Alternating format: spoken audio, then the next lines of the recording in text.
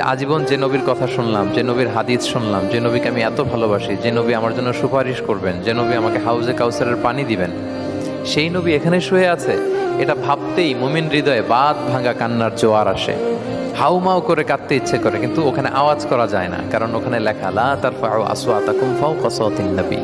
নবীর দরবারে বড় গলায় আওয়াজ করে কোনো শব্দ উচ্চারণ করা যাবে না। খুব ভদ্র বিনম্র চিত্তে রাসূল সাল্লাল্লাহু আলাইহি ওয়াসাল্লামের রওজার সামনে দাঁড়িয়ে আমরা বিশ্বনবী বলবেন, আল্লাহ, ওই স্পেশাল দোয়াটা দুনিয়াতে করি নাই, আজকে আমি তোমার দরবারে দাঁড়িয়ে কিয়ামতের দিন ওই দোয়াটা করছি। আল্লাহ, আমার যে উম্মতের হৃদয়ে যাররা পরিমাণ ঈমান আছে, আমার একটা উম্মতকেও তুমি জাহান্নামে ঢুকাতে পারবা না।